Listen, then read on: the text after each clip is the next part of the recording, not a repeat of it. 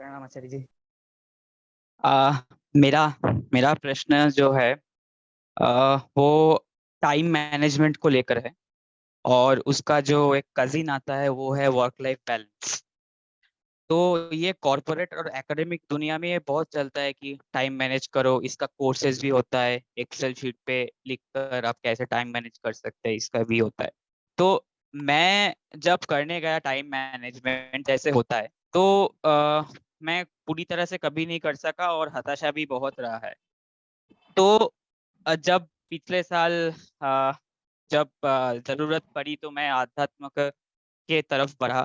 तो सत्य के ओर बढ़ने का कोशिश किया। तो मुझे लगा कि ये जो टाइम मैनेजमेंट जो हम बोल रहे थे पिछले तो वो एज अ बाई प्रोडक्ट ही हो रहा है। मुझे अलग से कुछ करना नहीं पड़ रहा है। तो क्या आध्यात्म ही और एकमात्र उपाय है जो हम टाइम मैनेजमेंट में हम कर सकते हैं? देखिए, who is the manager? Time management आप कह रहे हो, कौन है जो तय करता है कि समय का क्या उपयोग करना है? आध्यात्मिक प्रश्न तो शुरू यहाँ से होता है ना, कि डूअर कौन है, कर्ता कौन है, मैनेजर कौन है। मैनेजमेंट तो बाद में बात आएगी। Who is the manager? कौन है जो टाइम मैनेजमेंट करेगा? वो आप हैं।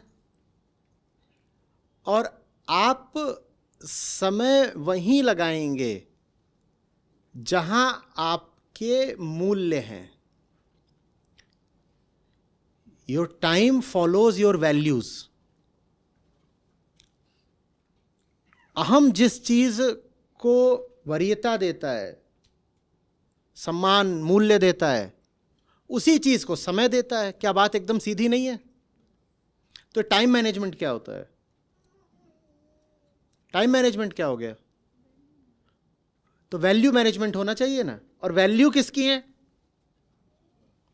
वैल्यू किसकी है? सेल्फ की। सेल्फ माने अहम। तो वैल्यू मैनेजमेंट फिर क्या हो गया? सेल्फ मैनेजमेंट हो गया। और इस सेल्फ को मैनेज कौन करेगा? सेल्फ ही। और सेल्फ सेल्फ को मैनेज करे, इसके लिए सेल्फ को सेल्फ का ज्ञान होना चाहिए। तो time management is self knowledge. इस पूरे समीकरण में कहीं कोई लोच दिखाई हो तो बता दीजिए।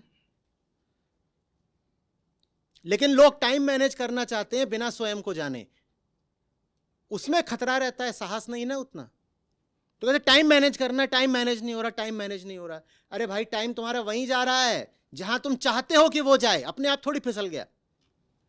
ये सब जो हम बेचारगी के तर्क देते हैं ना, कि मैं चाहता नहीं था लेकिन मेरे 2 घंटे खराब हो गए, तुम चाहते थे वही हुआ है।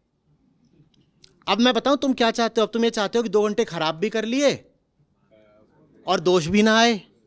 अरे मुझे पता नहीं चला, 2 घंटे बह गए, मजे पूरे लिए, पता नहीं चला बेटा। 2 घंटे मज्जे मारे हैं पूरे। और जब किसी ने पकड़ा कि ये 2 घंटे बर्बाद क्यों किए, तो क्या बोला? हमें पता नहीं चला, टाइम बह गया। बहा नहीं है तुमने। तो वेदांत पहली चीज कहता है, स्वीकार तो करो करतूत तुम्हारी है। स्वीकार करो करतूत तुम्हारी है। Time follows your values. तो आपको अगर जानना है कि आप भीतर ही भीतर किस चीज को मूल्य दे रहे हो, तो उसका अच्छा तरीका होता है कि बस इस बात का एक टेबल बना लो, डॉक्यूमेंट कर लो कि टाइम जा कहाँ रहा है। जब शुरुआत हुई थी उन दिनों में मैं इस चीज़ की सीधे सीधे एक एक्टिविटी ही करवा देता था, कि अभी मिल रहा हूँ, अगले हफ्ते फिर मिलने आऊँगा, और इन 7 दिनों में मुझे तुम्हारे एक एक पल का हिसाब चाहिए। एकदम प्रिसाइसली और ऑनेस्टली डॉक्यूमेंट करके रखना। एक भी पल छोड़ना नहीं और झूठ बोलना नहीं। जहाँ जिस चीज़ में समय लगाया है पूरा टेबुलर फॉर्म में मुझे दिखा देना, और उससे मैं तुम्हें बता दूंगा तुम कौन हो। मुझे बताने की ज़रूरत नहीं रहेगी, तुम खुद ही जान जाओगे तुम कौन हो। बस ईमानदारी से ये देख लो कि पूरा दिन जाता कहाँ है। जहाँ तुम्हारा समय जा रहा है तुम वही हो, वही तुम्हारी पहचान है। तो टाइम मैनेजमेंट वैल्यू मैनेजमेंट है, वैल्यू मैनेजमेंट सेल्फ मैनेजमेंट है, और सेल्फ मैनेजमेंट सेल्फ नॉलेज के बिना हो नहीं सकता। इसीलिए टाइम मैनेजमेंट इतनी टेढ़ी खीर रहता है ज़्यादातर लोगों के लिए। लोग कहते रहते हैं ना टाइम, और इतनी बड़ी बड़ी किताबें लिख दी जाती हैं, टाइम मैनेजमेंट वर्कशॉप होती है, और चुटकुला ये है कि उनमें कहीं भी सेल्फ की बात नहीं होती, आत्मज्ञान की कोई बात नहीं हो रही, और साहब 6-6 घंटे की वर्कशॉप चल रही है टाइम मैनेजमेंट पे, खास तौर पे कॉर्पोरेट्स में। तो पूरा टाइम मैनेजमेंट बता रहे हैं, ऐसे करो ऐसे करो, टाइम मैनेजमेंट के टूल्स दिए जाते हैं, ये कर लो वो कर लो। ऐसी ऐसी अब डिवाइसेस आने लगी हैं जो भयानक तरीके से वाइब्रेट करती हैं, और पहली बार में तुमने नहीं सुना तो दूसरी बार छील के रख दें। और ये सब अब टूल्स बताए जा रहे हैं कि इनसे टाइम मैनेजमेंट में मदद मिलती है। कोई काम है तुमने नहीं करके रखा तो ऑटो ईमेल चली जाएगी तुम्हारे बॉस को, ये टाइम मैनेजमेंट टूल है, ये टाइम मैनेजमेंट टूल है। ये क्या है? कुछ नहीं, ऐसे ही। समझ में आ रही है बात? जब जान लोगे कि तुमने कौन सी बीमारी पाल रखी है, तभी तो समझ में आएगा ना वो बीमारी कितना तुम्हारा समय खा रही है। जब अपनी बीमारी का नहीं पता तो ये कैसे पता चलेगा कि उस बीमारी की खुराक क्या है? पता चलेगा? बच्चों के पेट में पड़ जाते हैं कीड़े, और कीड़े पड़ते हैं तो दोनों चीज़ें होती हैं। एक ही होता है कुछ बच्चे बहुत कम खाने लगते हैं, और दूसरी चीज़ भी होती है कुछ बच्चे बहुत ज़्यादा खाने लगते हैं। आपको फूड मैनेजमेंट, तुम्हें पहले पता तो तुम्हारा फूड खा कौन रहा है। तुम्हारा फूड खा रहे कीड़े, कीड़ों का पता नहीं, फूड मैनेजमेंट कर रहे हैं। कीड़ा पेट के भीतर है, भीतर देखने का कभी अभ्यास करा नहीं, और बाहर है फूड, फूड में 50 तरीके के काम कर रहे हैं वो भी और उनकी अम्मा भी। क्या अब क्या मिलेगा? बाहर की आपकी जितनी बीमारियां हैं, साफ साफ समझ लीजिए वो वास्तव में भीतर की बीमारियों के प्रतिबिंब हैं। भीतर बीमारी ना हो तो बाहर नहीं हो सकती। मैं शारीरिक बीमारी की बात नहीं कर रहा, कैंसर वगैरह की, वो कुछ भी हो सकता है। मैं इस तरह की बीमारियों की बात कर रहा हूं कि भूल जाता हूं, समय नहीं मैनेज होता, रिश्ते खराब हो जाते हैं, धोखा मिल जाता है, ये सब जो बातें हैं। समझ में आ रही है बात? आप जितनी भी चीजें गलत करते हो उनका स्रोत तो भीतरी ही है ना, भले ही वो गलतियां बाहरी दिखाई देती हों।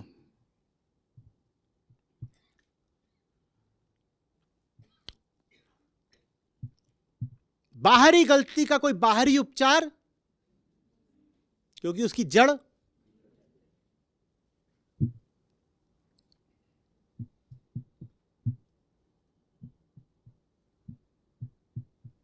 तात्कालिक हो सकता है, सतही हो सकता है, 2-4 दिन के लिए हो सकता है, उससे ज्यादा नहीं।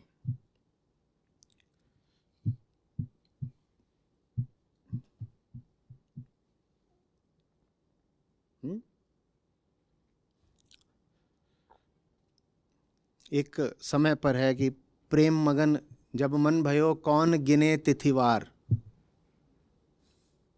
ये होता है टाइम मैनेजमेंट। कि जब प्रेम आ जाता है जीवन में ना, तो समय का पता लगना बंद हो जाता है, और वो होता है अल्टीमेट टाइम मैनेजमेंट। पता ही नहीं है क्या बज रहा है। प्रेम मगन जब मन भयो, न तिथि का पता चलता है न वार का। वार माने दिन, मंगलवार है बुधवार है, आदमी यही भूल जाता है। आपका टाइम मैनेजमेंट बोलता है, उनका टाइम मैनेजमेंट बोलता है जो सही काम है उससे इतने प्रेम में डूब जाओ कि समय का पता ही नहीं लगे, तुम काल की धारा से बाहर आ जाओ। मजा आया?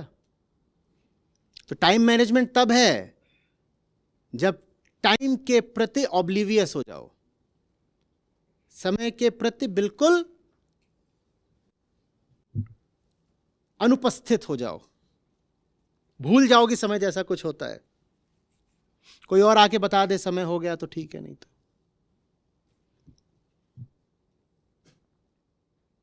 अरे जब तुम उसको मूल्य देना शुरू कर दोगे जो काल से बाहर का है, तो अब कितना काल हुआ, क्या बजा, कौन सा पहर, कौन सी घड़ी, इसको मूल्य कैसे दोगे बताओ? जो अकाल के प्रेम में पड़ गया वो कैसे अब मूल्य देगा कि 11 बज रहा, कि 12 बज गया, आधी रात हो गई, 3 बज गया, अब 6 बज गया। लेकिन जब ये बात मैं बोलता हूं लोगों को समझ में नहीं आता कि मैं किस जगह से बोल रहा हूं और किस ऊंचाई से बोल रहा हूं। मैं बोला करता हूं ये जो तुम अध्यात्म के नाम पर एक सुव्यवस्थित दिनचर्या की बात करते हो, ये बहुत आरंभिक स्तर की बात है। ये शुरू शुरू में ठीक है कि अब हम आध्यात्मिक आदमी हो रहे हैं, तो अब हम इतने बजे उठते, इतने बजे खाते हैं, 9 बजे सो जाते हैं, फिर ब्रह्म मुहूर्त में उठते हैं। ये ठीक है, मतलब प्राइमरी छोटू को सिखाने के लिए ठीक है, इतने बजे सो जाओ, इतने बजे उठ जाओ। वयस्कों की बातें नहीं है। वयस्कों की बात ये होती है कि हमें पता ही नहीं है क्या बजा है, हमें नहीं पता। जो काल में जीते हो वो काल का ख्याल करें। हम जहां जी रहे हैं वहां समय ही नहीं है। हम कैसे, ये उदित पगला गया, वो घड़ी बांध बांध के फिर से भूल गया मैं आज। खरीद के लाया, बोला ये आप बांधा करिए, इससे आपका पता नहीं क्या क्या जांच के रखेगी, ब्लड प्रेशर जांचेगी, डायबिटीज क्या क्या। घड़ी एक खास लेकर के आया, उसके 3 महीने हो गए पहनते ही नहीं। पीछे पीछे यहां लेकर के आ गया, चार्ज करके रख दी, सामने रख दी, पहन लिया, फिर भूल गया मैं। और ये कोई संयोग की बात नहीं है कि आज से लगभग 2 दशक पहले मेरी घड़ी छूटनी शुरू हो गई थी।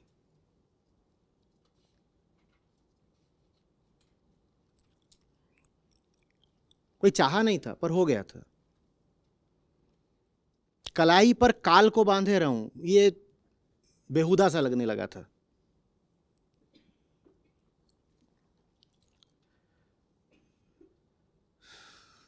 समझ में आ रही है बात? क्या मैनेज करना है? मैनेज तो तब करना पड़ता है जब तराजू तोलना होता है, जब 5-7 अलग अलग चीजें उनको बैलेंस करना है, तो बोलते हो टाइम मैनेजमेंट, टाइम मैनेजमेंट। क्या टाइम मैनेजमेंट? जब एक ही चीज हो जिंदगी में, जीने की वजह, हाँ, वही दिल है, वही प्राण है, तो समय को बंटना ही नहीं है, क्या टाइम मैनेज करोगे? जब एक को ही मूल्य दे दिया तो समय भी फिर एक हो जाता है, बटा बटा नहीं रहता ना। इतने बजे इसको टाइम देना है, इतने बजे उसको टाइम देना है, इतने बजे उसको टाइम देना है। अरे दफ्तर खत्म करो टाइम पे, नहीं तो घर पे बीवी मारेगी। ये टाइम मैनेजमेंट यही तो होता है, वर्क लाइफ बैलेंस यही तो होता है। और क्या होता है? इसके अलावा कुछ होता है? तुम कर लो बहुत ज़्यादा चिकनी चुपड़ी सोफिस्टिकेटेड भाषा का प्रयोग, कुल मिलाकर के यही होता है पूरा वर्क लाइफ बैलेंस। कि पैसे भी पूरे कमाने हैं, लेकिन समय का ख्याल कर लेना, नहीं तो घर पे जो भी है, बीवी शौहर जो भी है, वो बहुत पीटता है। तो पैसे भी आने चाहिए और घर में मामला भी ठीक ठाक चलना चाहिए। यही तो वर्क लाइफ है। और क्या होता है उसमें? आप कहेंगे नहीं नहीं नहीं, हमें तो घर जाना है, हम घर जल्दी इसलिए आते हैं क्योंकि हमें जिमिंग करनी है। ठीक है, ले लो 1 पॉइंट तुम भी। हम कहाँ कह रहे हैं हमें नॉकआउट से ही जीतना है, कुछ पॉइंट तुम्हारे ही सही।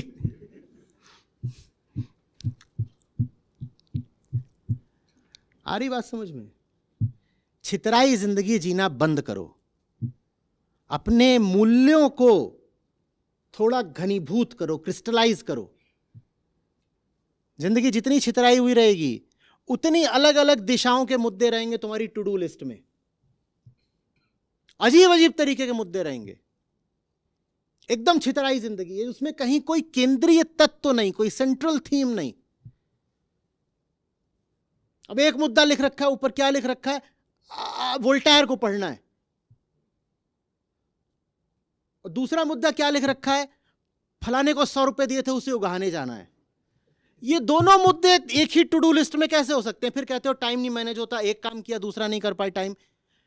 तुम्हें अगर सही में दर्शन से प्रेम होता तो तुम कैसे इस बात को याद रख सकते थे किसी को 100 रुपए दिए, उसने वापस नहीं किए? ये कितना तुम्हारा सस्ता दर्शन है कि 100 रुपए पर भी भारी नहीं पड़ पाता। ये कैसा तुम्हारा सस्ता प्रेम है कि इसके आगे तुम 100 रुपए को नहीं भूल पाते। और यही लिखते हो ना कि अरे आज रीडिंग करनी थी 3 घंटे फिलॉसफी की, टाइम ठीक से मैनेज नहीं हुआ, उसके मारे फिर जो जा करके कहीं पर 100, 500, 2000 का कार्यक्रम करना था वो नहीं हो पाया।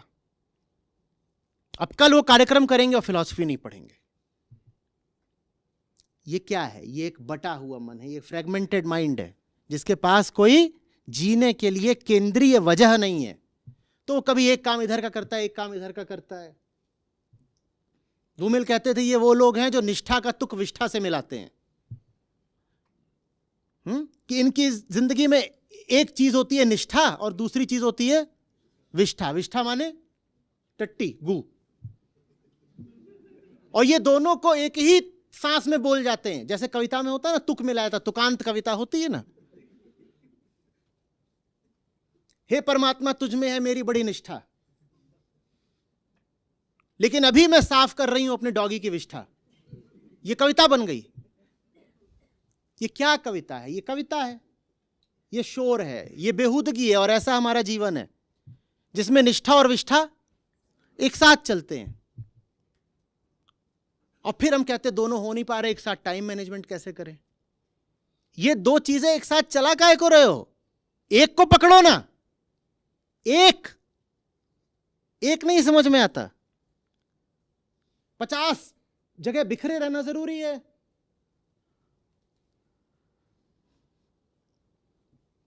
क्यों ऋषियों ने बार बार बोला एक है सत्य दूसरा नहीं है? अद्वैत का क्या मतलब है? क्यों बोला? ये एक जो ये एक शब्द है, ये कितनी बार आता है आध्यात्मिक साहित्य में, इसी से एक से भरा हुआ है। एक एक एक एको अहम द्वितीयो नास्ति। वो एक का क्या आशय था कि ये जो पूरा तुमने इतना छितरा रखा है, समेटो, कंसोलिडेट। क्या छितरा रखा है? एक ओंकार सतनाम। क्या 50 बातें नहीं करनी, एक।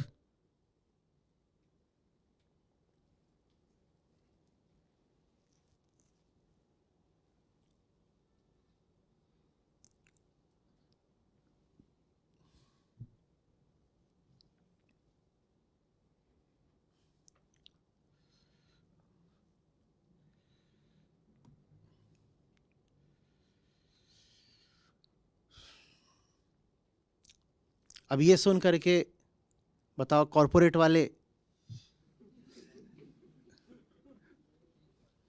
कभी चाहेंगे कि उनके पालतू एम्प्लॉयज तक मेरी बात पहुंचे?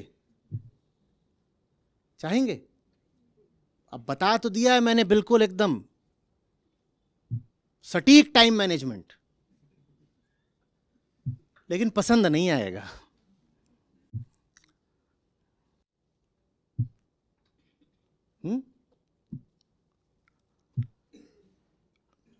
छितराए हुए मूल्य तो छितराया हुआ समय। सही मूल्य तो सही जगह जाएगा समय, और एक मूल्य तो एक जगह जाएगा समय।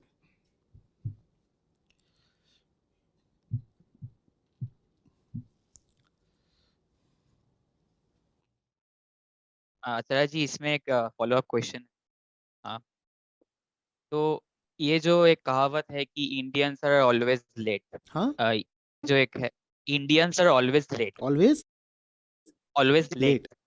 दे आर नॉट पंक्चुअल। या तो इसमें भी क्या हम लोग जो दूर हो गए अध्यात्म से एंड हमारे हमारे धर्म? अरे किसने करी ये कहावत? ये कौन से उपनिषद से है? जनश्रुति उपनिषद? हाँ, लोक प्रथा उपनिषद, जनता उपनिषद? ये ठीक है।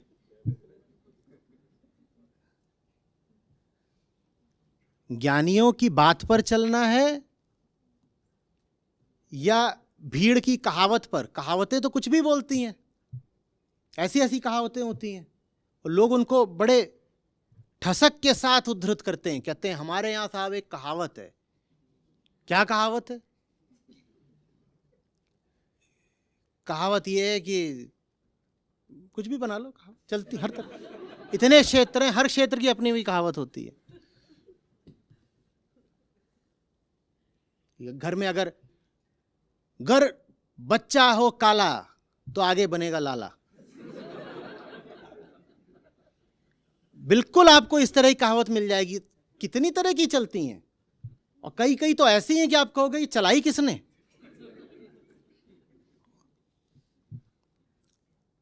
आप फोक कल्चर को विजडम थोड़ी मान लोगे। फोक कल्चर वही है, फोक। आम आदमी की जो समझ में आया वो चीज कहावत बन जाती है। अब आम आदमी की समझ का कितना तुम भरोसा करोगे, कितना सम्मान करोगे? अध्यात्म एक इलीट चीज होती है अपने आप में, इसीलिए आम आदमी उससे चिढ़ता भी बहुत है। उसमें फोक जैसा कुछ नहीं होता। कोई आपको मिले जो अपनी बात साबित करने के लिए कहे हमारे गांव में एक कहावत चला करती है, वहीं रुक जाए, कहीं तू थम, हमारे गांव में कहावत चला।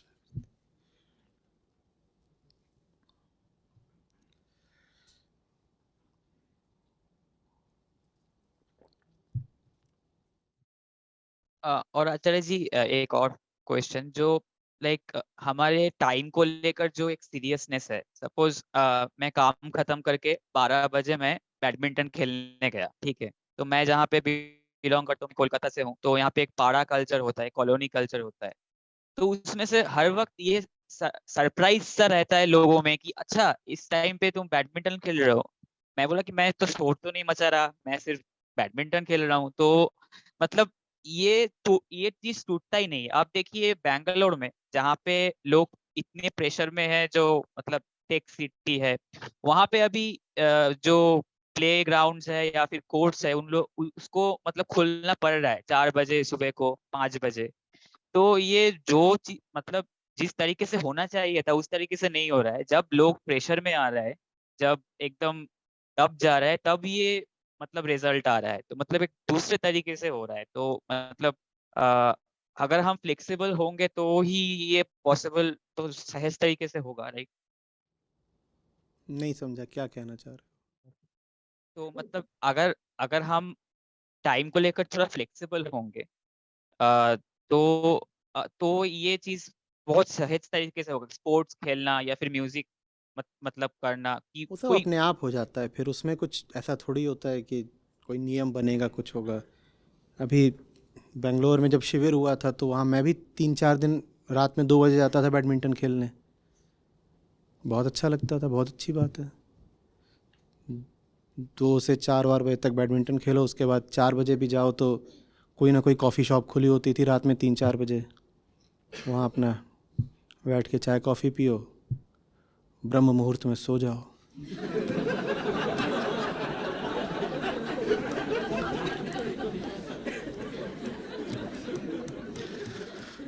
आप हंस रहे हो, इतने में हो गया, कांटा लगा।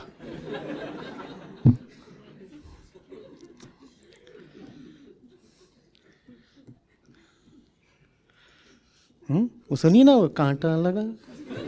ये मैं सोच रहा हूँ जो हमारी वीडियो एडिटिंग टीम है, इनको बोल ही दूँ कि जहाँ जहाँ ऐसी चीज़ आती है वहाँ तुम पहले ही पीछे से बैकग्राउंड म्यूजिक लगा दिया करो, कांटा लगा।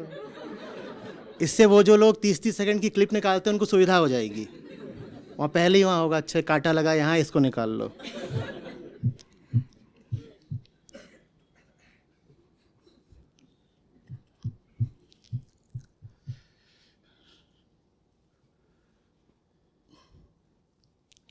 भाई मैं तो ये जानता हूँ, मैं कोई बहुत पक्ष नहीं ले रहा हूँ कि आप रात में जगें ही या ये सब करें, बिल्कुल नहीं कर रहा हूँ, लेकिन हर चीज़ का अपना महत्व होता है। बिल्कुल इस बात का महत्व होगा कि आप रात में एक समय पर सो जाएं, सुबह एक समय पर उठ जाएं, मैं उससे इनकार नहीं कर रहा हूँ। लेकिन उससे कहीं कहीं कहीं कहीं ज़्यादा महत्व होता है ज़िंदगी की किसी दूसरी चीज़ का। ठीक है, आप ज़िंदगी की वो जो दूसरी चीज़ है वो आपकी ज़िंदगी में है नहीं। ना कोई ऊंचा मकसद है, ना कोई शुद्ध प्रयोजन है जीने के लिए। उसकी जगह कुल आपके पास क्या है, इस तरह का अनुशासन, बाहरी अनुशासन कि मैं आध्यात्मिक आदमी हूँ, मैं तो 9 बजे सो जाता हूँ, 4 बजे उठ जाता हूँ। तो इस तरह के अनुशासन पे तो मुझे चुटकुले ही बनाने हैं और कुछ नहीं। इसका अर्थ ये नहीं है कि मुझे सबको प्रेरित करना है कि रात भर जगे रहा करो। जो रात भर जगते हैं उनको कहीं ना कहीं प्रकृति उस बात का दंड भी देती है, क्योंकि ये बात सही है कि हम भी जानवरों की तरह जंगल से आए हैं और सब जानवर चाहते हैं और रात में सो जाएं, निशाचर जो होते हैं उनको छोड़ के। तो जानवर सो ही जाते हैं सूरज ढलने के साथ। हमारा भी जो शरीर है वो लाखों करोड़ों साल तक जंगल में ही था, तो उसको भी अभ्यास इसी बात का है कि सूरज ढले सो जाओ और सूरज उगने वाला हो तुम भी उग जाओ। तो आप जब उसके विपरीत जाते हो तो उस शरीर पर उस बात का बोझ तो पड़ता ही है। लेकिन मैं ये भी कह रहा हूँ कि शरीर पर बोझ ले लेना कहीं बेहतर है मन पर बोझ ले लेने से। तो अगर मुझे चुनाव करना पड़ेगा कि शरीर पर बोझ लूँ या मन पर बोझ लूँ, तो मैं तो शरीर पर ले लूँगा, मन पर नहीं लूँगा। और आज जो स्थितियाँ हैं जैसी हैं, उसमें कम से कम मेरे जैसे लोगों के लिए तो ज़्यादा सही समय काम करने के लिए भी, पढ़ने के लिए, कुछ भी करने के लिए रात का ही रहता है। कहाँ दिन में बैडमिंटन खेलने जाऊँ? भारत की धूप देखो और धूल देखो और भीड़ देखो और व्यस्तता देखो। कहाँ आपको पीक आवर्स में समय मिलता है कि कहीं जाकर के शांति से बैठ लो। और अगर मैं अकेले होकर के कुछ पढ़ना भी चाहूँ, चुपचाप ध्यान में बैठना भी चाहूँ, तो कामकाजी आदमी हूँ, पूरी एक संस्था है, लोग आते हैं दिन भर, कोई ये पूछ रहा है, कोई वो पूछ रहा है, 12-1 बजे तक तो फुर्सत ही नहीं है। तो जो भी उसका प्राकृतिक दाम है रात्रि जागरण का, वो चुकाना होगा। हालांकि ये कोई, बिल्कुल कह रहा हूँ, आदर्श स्थितियों में ये कोई अच्छी बात नहीं है कि आप रात भर जगें।